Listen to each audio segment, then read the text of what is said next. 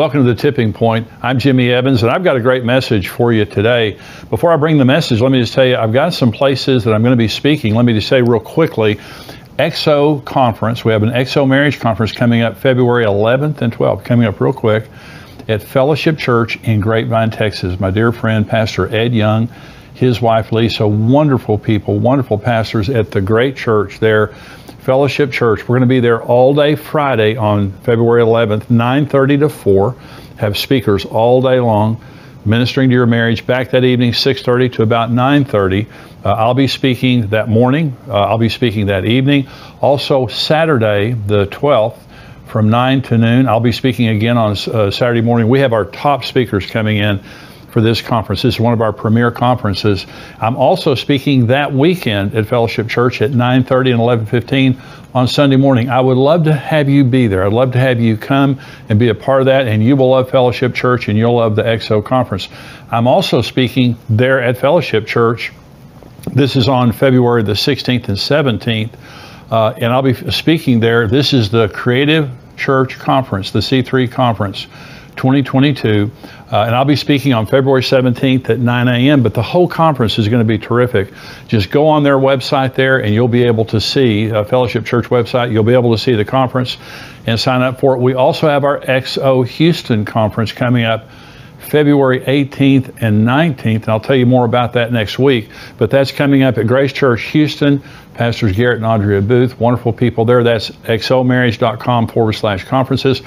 All day Friday till noon on Saturday, the same way. And so I'll also be doing an end time series with Pastor Ed Young at Fellowship Church. It's called When the Levee Breaks. And Pastor Ed will be speaking twice. I'll be speaking twice. I'm speaking on February 27th and March 13th. And if you haven't heard Pastor Ed Young, he's a phenomenal speaker.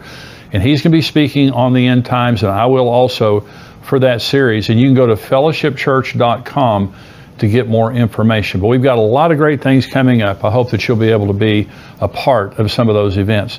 Now, the message I have for today is called Overcoming Expectations for 2022 and beyond. And when I say overcoming expectations, I mean setting our expectations to overcome the times that we're living in, okay? And this is critically important because of the severity of the times that we're living in. Depression and suicide and mental health problems are at an epidemic, and we know that. And so young people are suffering probably more than any other group of people. And one of the reasons for this is because this is the most prophesied about period of time in human history. You know, about a third of the Bible's prophecy. Most of it relates to the times that we live in because it is going to be the worst period of time in human history. Mark 13, Jesus said, "In those days there will be tribulation, such has not been since the beginning of creation, which God created until this time, nor shall ever be, nor ever shall be. And unless the Lord had shortened those days, no flesh would be saved.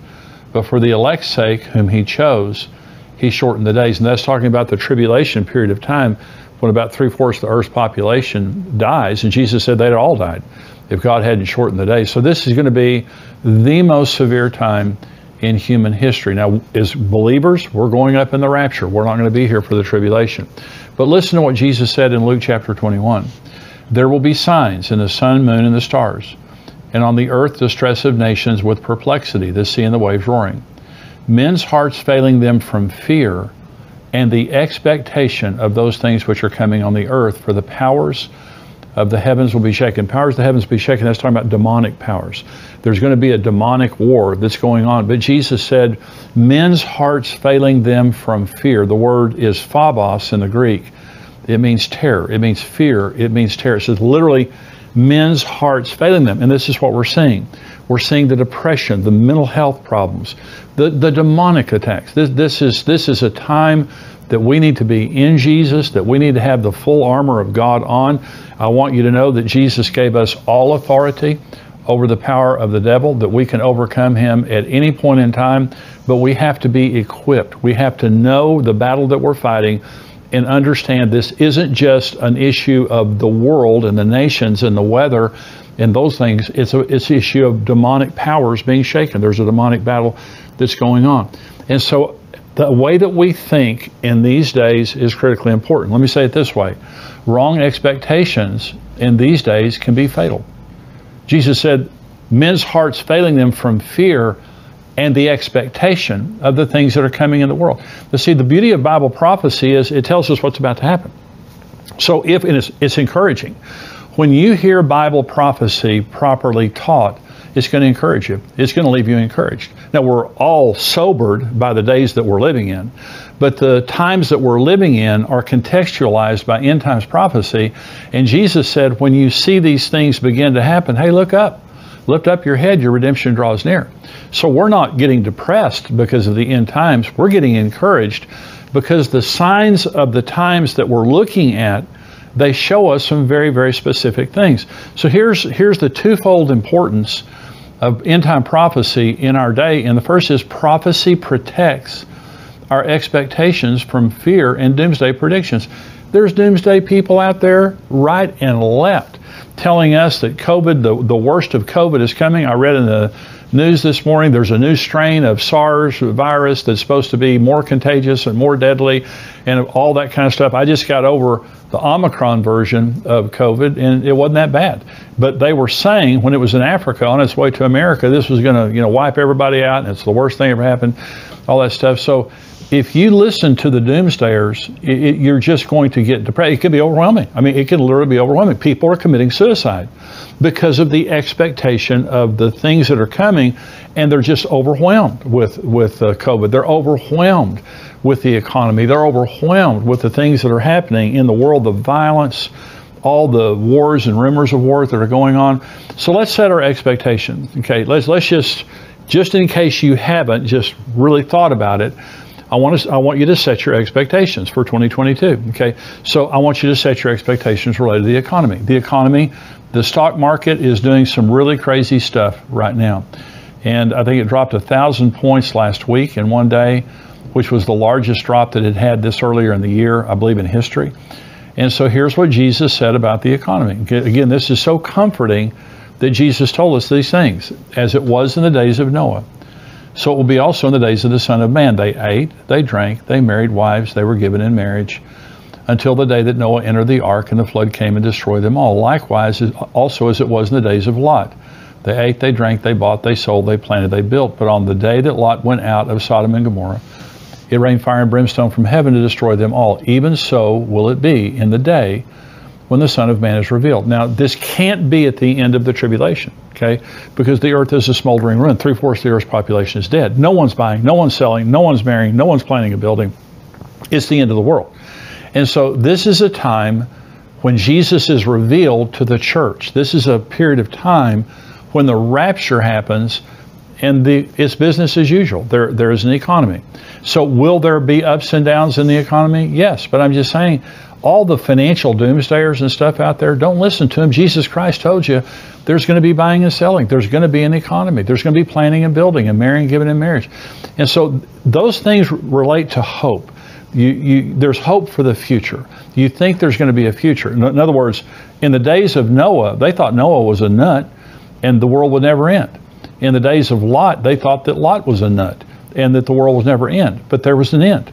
And that God came and took the righteous out, and then he judged the unrighteous. Now listen, for the unrighteous, there won't be an economy. For part of the tribulation, there's going to be an economy. We know the Antichrist is going to rule the world through the mark of the beast and all that kind of stuff. That's during the tribulation. We're not here.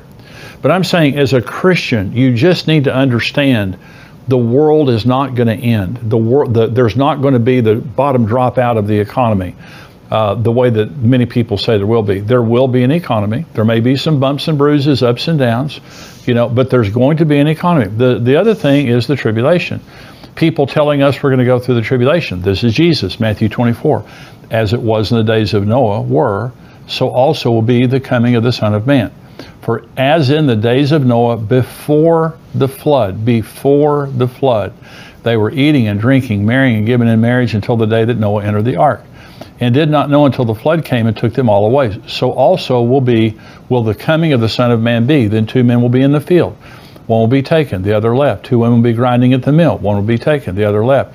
Watch therefore, for you do not know what hour your Lord is coming. And he's saying there that there's going to be, like the days of Noah before the flood. And in that day, 2 men will be standing in the field, one taken, one left. That's the rapture. That's the selective rapture. This is 1 Thessalonians chapter 1. They themselves declare concerning us what manner of entry we had to you, and how you turned to God from idols to serve the living and true God, and to wait for his Son from heaven, whom he raised from the dead, even Jesus, who delivers us from the wrath to come. So we know that there's going to be an economy, and we know that we're not going through the tribulation. So set your expectation. That's why Jesus said, when you see these things begin to happen, hey, it's all good. Your redemption is drawing near. Here's another thing that we need to set our intentions on, our expectations on. It's the unknown, the future and the unknown. There are many things in my life I just don't know. What's going to happen tomorrow? What's going to happen 6 months from now? I just don't know. I know that Jesus is coming. I know there's going to be an economy. I know I'm not going to go through the tribulation. But here's what Jesus said in Matthew 28.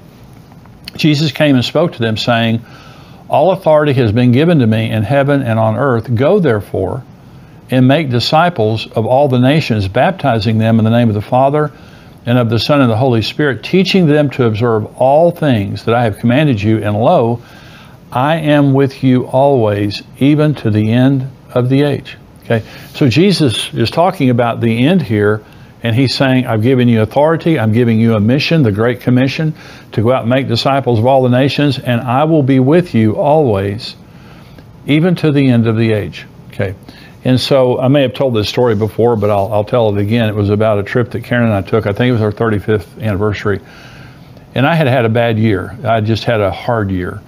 And I was just kind of waiting for the next shoe to drop. I felt like, all these bad things had been happening. I was just kind of waiting for the next bad thing to happen.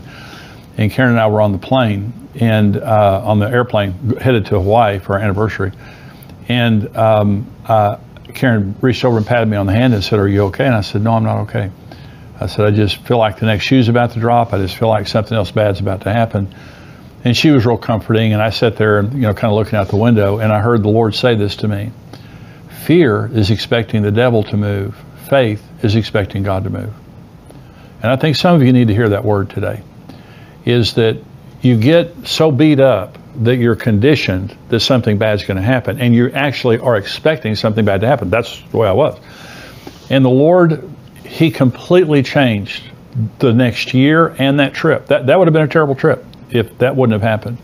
But the Lord just told me, Jimmy, fear is expecting something bad to happen. Fear is focusing on the devil. But faith is focusing on God. And what God said to me is, expect me to move. Stop waiting for the devil to move. Expect me to move.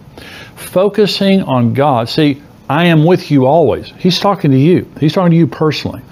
I am with you always, even to the end of the age. See, I don't know what's going to happen tomorrow, but I know God's going to be with me. I don't know all the answers to the unknowns. And the devil will come and try to stir up something and say something bad's going to happen, and this person's going to do this to you, and you're going to lose your money, and you're going to lose your job, and this and this and this. That's just the devil. God is going to be with us. Here's what David said in Psalm 23. Yea, though I walk through the valley of the shadow of death, I will fear no evil, for you're with me. Your rod and your staff, they comfort me. This isn't the valley of the shadow of a hangnail or a headache. This is the valley of the shadow of death. And David said, I'm not going to have any fear. You're with me. Okay. Psalm 16. I have set the Lord always before me. Because he is at my right hand, I shall not be moved. I have set the Lord always before me. What that means is everything I see through a God filter. If I see a giant over here, I put God between that giant and me, and I remind myself that God is here. And that giant is not bigger than my God. He may be bigger than me. He's not bigger than my God. Okay, and so fear is reality minus God. It just means I see the giant, I just don't see God. Faith is reality plus God. So when the 12 spies went into the promised land, 10 came back and gave a bad report. And they said, those giants in the promised land are so incredibly big that we're like grasshoppers compared to them. Okay. Joshua and Caleb came out and they said, those people will be our prey. God has removed their protection from them. Here's the difference. The 10 spies looked at the giants and compared the giants to themselves. Never saw God. Joshua and Caleb went in and compared the giants to God. And see, I heard someone say this one time, stop telling God how big your mountains are and start telling your mountains how big your God is. It's just all perspective. This is what I'm saying. Set your expectations for 2022, and I'm saying God is going to be with us. There's going to be an economy. We're not going through the tribulation. Regardless of what anybody says to you, good things are going to happen to us. We are not like everyone else. We have a God, and He is a faithful Father. He is a faithful Lord. He promised us, I will be with you always, even to the end of the age. Okay, so we're going to set our expectations. But so prophecy protects us from wrong expectations and doomsdayers. Prophecy also promises us incredible blessings to excite our expectations. See, it's the opposite of just not being full of dread. I should be excited. So let me talk about the marriage supper of the Lamb for just a minute, because this is what's coming up. When the rapture happens, I believe that we're living in the days just prior to the return of Jesus. I'm talking about the rapture of the church. To me, is the most incredibly exciting thing in the entire world. I answered a question a few weeks ago about young people who don't want Jesus to come. My twin granddaughters and my 14-year-old granddaughter, at Christmas we had a conversation, and they all love Jesus. They believe in end times. And they said, we wouldn't mind Jesus waiting, for a while. And so we can get married, so we can graduate, so we can have babies. And I think that's completely understandable. I really do. I think I'd be exactly the same way. But I can tell you this, when Jesus comes, we're going to enter into a marriage supper of the Lamb that is the most exquisite event in the universe. And we're going to be there for 7 years, and we're going to see Jesus face to face. And we're going to be in His Father's house, which is the most incredible building described in Revelation 21 and 22.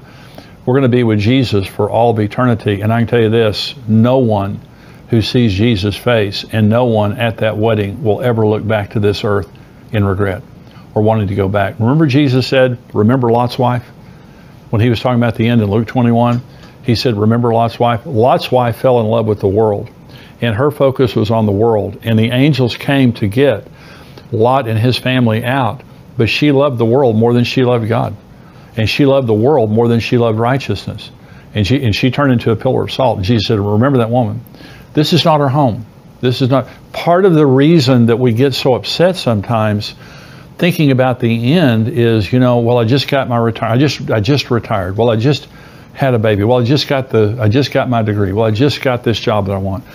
We don't live in, this is not our home. It can never be our home. I mean, even if Jesus doesn't return, we're going to die. I mean, mortality rate's 100%. Everybody's going to die if Jesus tarries. This is just a very temporary place for us. That's our home. And it's incredible. What Jesus describes is incredible. This is John 14, where Jesus is talking to the disciples about marrying them and us.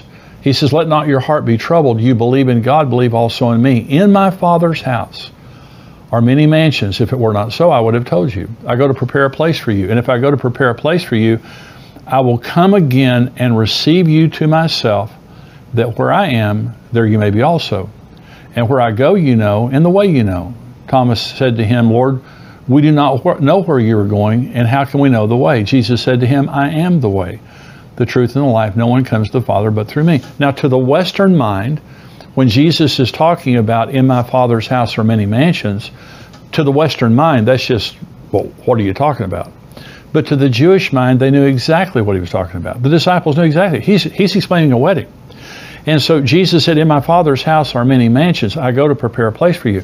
See, in a Jewish wedding, the groom left his father's house with a bride price. And he came to the bride's house and he paid the price for the bride to her parents. And he sat down with a glass of wine with the bride and her parents. They had a glass of wine. This is when they were legally betrothed. They didn't consummate it for about a year, but they were legally betrothed at that point. And the groom would say to the bride, I won't drink of this glass again, this cup again, until I drink it with you in my Father's house. That's what Jesus said to the disciples at the Last Supper. Then the groom went back to his father's house and built a huppah, a place for his bride. And his father had to inspect it. It was typically about a year later. And his father would say, the groom would say, Father, is it time?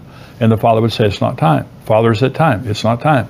Then he would finally say, Father, is it time? The father would say, it's time, go get your bride.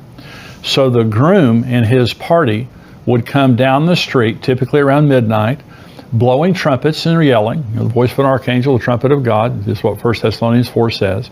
And they would come down the street. The bride wore her wedding gown to bed. The attendants of the bride wore their wedding clothes to bed. She had to be ready immediately. Okay, this is why Jesus said, watch therefore. You don't know what hour he's coming. So she had to be ready. So when he came down the street yelling and everything, she had to get up and get herself ready in just a matter of minutes. And then he took her back to the Father's house. Okay, now by the way, the bride's price that Jesus paid for us was his life. And he told the disciples, I'm going to my Father's house to prepare a place for you. And I'm going to go and I'm going to return. This is the promise of Jesus, that he's going to return. And he said, I'm going to return and I'm going to take you to myself. I'm going to receive you to myself. That's a very important word. That where I am, you may be also. Listen, Jesus said, 2 men taken. In that day, there will be 2 men standing in a field, one taken, one left. Then John 14, he says, I'm going to receive you to myself. That's the word paralambano. In both cases, the word taken is the word paralambano. The word receive in John 14 is paralambano. This is receiving us unto himself to be married to him for all of eternity. And I'm saying to you that is the bride. We are the bride of Jesus Christ. That's who you really are. You're not a plumber. You're not a stay-at-home mom. You're not a truck driver. You're not a student. That's not who you really are. That's just a temporary identity you have in this earth. You are really and truly the bride of Jesus Christ. That's who you really are. And the rapture and all of the end times, you really can't understand it unless you understand who you really are. You can't understand it until you understand the program. Here's the program. Jesus came from his Father's house to the earth. He gave his life to save us because God so loved the world. God so loved you that he gave his only begotten Son. Okay, and so Jesus died for his bride. The bride price was his life. And to show you how precious you are, see, you may not feel that special. You may not feel that important. You may feel like something that you've done has disqualified you from God's love. That's why God loves us based on grace and not the things that we've done. I'm telling you right now that God is madly in love with you. He's madly in love with you enough to give the life of his Son.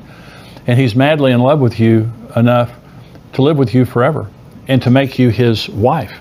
Okay. In Revelation 19, it talks about the marriage supper of the Lamb has come and his wife has made herself ready. Today we're his bride, but when Jesus comes and we go to the marriage supper of the Lamb, we become his wife.